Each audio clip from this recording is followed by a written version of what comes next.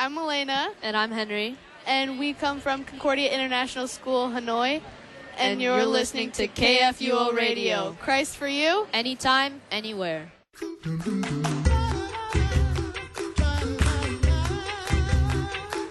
You're listening to the Coffee Hour. I'm Andy Bates. We are at the LCMS National Youth Gathering in Minneapolis, Minnesota. I have the opportunity to sit down with two missionary kids. That's right. Students who have been a part of missionary families for a couple of years now. And they are taking some time out of all the fun and all the learning and all the activities here at the LCMS National Youth Gathering to talk with us and share their stories. We have Noah. Hey, Noah. Hey. Thanks for joining us here at the KFUO booth at the LCMS Youth Gathering. And Grace. Hi, Grace. Hello. Thanks so much for being a part of this broadcast here at the LCMS National Youth Gathering. Yeah, it's so fun. So 20,000 plus people at the LCMS Youth Gathering. How are you feeling about that? It's big. Like, it's really big. Yeah. I didn't expect it to have this many people.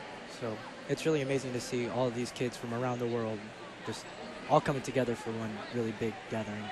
What do you think about did you make it to the mass event last night? We did, and I was at the last gathering. Mm-hmm. So I think it's even a smaller crowd than that time, which is even more immaculate and incredible.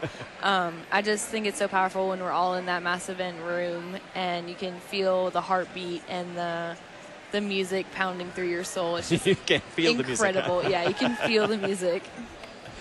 Well, thanks for coming to share your stories today. I want to learn a little bit more about life as missionary kids. So Grace, let's start with you. You've been a missionary kid for how much of your life? 3 years only. All right. So started off in Ethiopia, is that right? Yes, for 10 months we lived in Ethiopia. What was life like in Ethiopia for you? It was probably the hardest year of my life, to be completely honest. It was a huge transition as far as where I went to school and also my first experience out of the U.S. And then, of course, the poverty exposure and all of that culture change for the first time was a lot to handle. And I wouldn't say that I was I was like well equipped, but not prepared for it. And so, yeah, it was kind of rough, but as has proven over all of time, God is good, and he's been with me and my family the whole time, and so we made it through. And while you were in Ethiopia, your family was preparing to move somewhere else as well? No. It was actually a shock when we were transitioned to Kenya, but it was a good move for our family. We started in Ethiopia. My mom is the called person in our family, and so she was the volunteer coordinator, and then they decided, because of the way the Ethiopian government works and kind of the difficulty of traveling there, it'd just be easier to bring volunteers and be a volunteer coordinator in Kenya, where it's a more central hub for all of East Africa, and people are can come to be volunteers easier. That's why we transitioned. So you moved from Ethiopia to then Nairobi. Yes.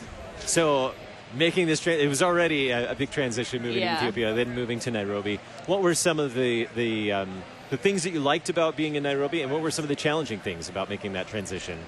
I think I'll start with the challenging, because the good is better to hear at the end. Some of the challenges were my school got even smaller. And so one of the things my dad and I like to laugh about is my graduating class in Wake Forest, North Carolina, if I had stayed, would have been somewhere in the 500 student range. When I moved to the International School of Addis Ababa in Ethiopia, it was about 60 students. So that already was a huge jump. And then I got to West Nairobi School in Karen, Nairobi, Kenya.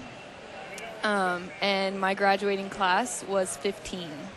So that was like the biggest change for me, because I was a full-time student.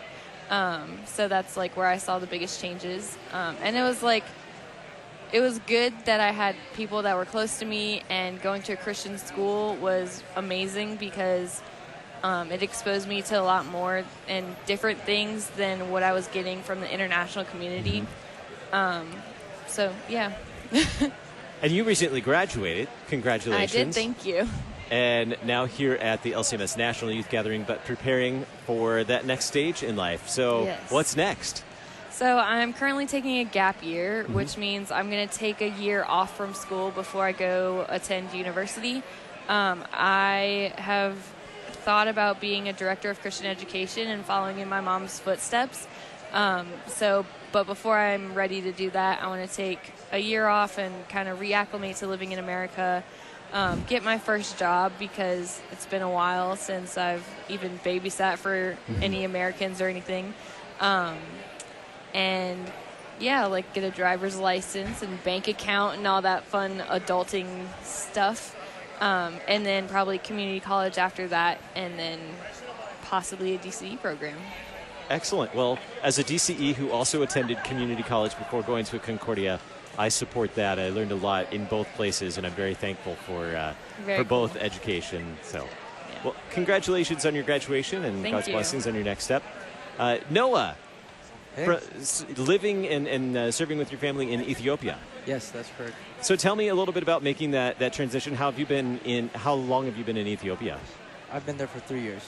So tell me about making that move. Where were you before you went to Ethiopia? So before, my dad was stationed in a congregation in Georgia, Trinity Lutheran Church in Albany. Before that, we were actually serving in Kenya from 2010 to 2012. So, yeah. Very cool. And so your dad serves as a theological educator, is that right? Yes. So what were some of the things when you made the transition? What did you like about living in Ethiopia? What was challenging? Did you go to the same school that Grace went to? No, actually, I'm homeschooled. Uh-huh. So it was a little different. So the first 2 years, it was kind of difficult because being homeschooled, you don't really go out unless you make that effort. And not knowing anyone, being in an international place where it's just kind of massive, because Addis Ababa, Ethiopia has, 3.2 something million people in the city? Something like that. So being there and not knowing anyone, it's kind of difficult and challenging. So. Were there other things culturally that were new to you? Was there a language difference or other things culturally that were a challenge at first? Well, the language is very different. It's a Semitic-based language, Amharic. So it was really difficult because, you didn't know anything anyone said. So, but yeah, that was probably one of the hardest things, actually, is not understanding anything, not being able to order food at a restaurant, not being able to ask where the bathroom is, things like that. Mm-hmm. So in the last 3 years, how have you grown and adopted this new culture? Well, I think living in Ethiopia, it's helped me realize and see that, you can you need to appreciate the small things. And like even coming back here, being able to turn on the light switch and realizing, wow, it's going to be on, versus in Ethiopia where the power goes out a lot, it's kind of like you don't know if you'll have power for weeks at a time or not. So I think just learn to appreciate the small things and getting out and connecting with people, getting out of your comfort zone and just trying new things, and meeting new people, things like that. So you are you're homeschool right now, and Yes. You haven't graduated yet, though. No, one more year. One more year. What are you studying this year in homeschool? Just regular things, I guess. I mean, I don't just your average basic school subjects. Have you started thinking about what you might like to do after you graduate? I've been really looking into culinary institute, culinary arts, things like that. I really want to be a chef when I get older. That's a huge dream of mine. Very good. Well, have you had a chance to check out any of the restaurants here in Minneapolis since you've been here for the gathering? Not yet? No, not really.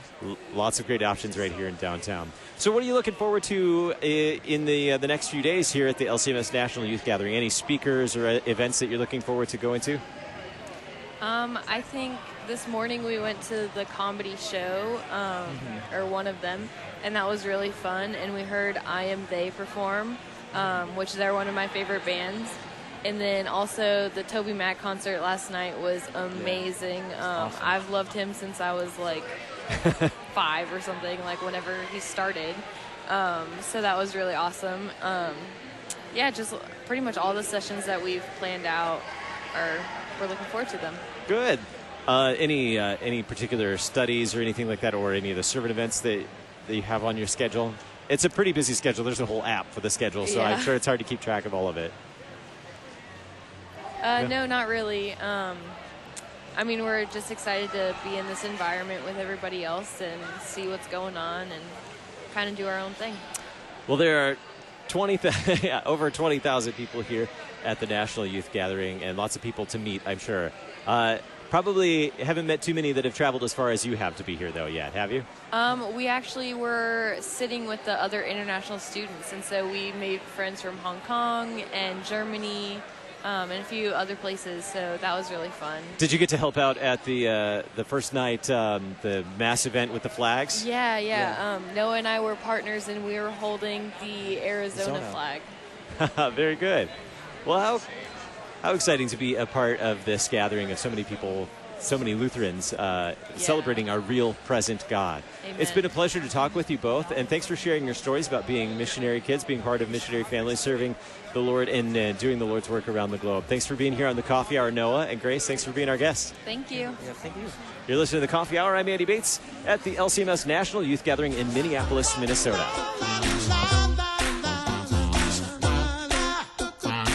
The Coffee Hour with Andy and Sarah is a production of KFUO, the listener-supported broadcast ministry of the Lutheran Church Missouri Synod.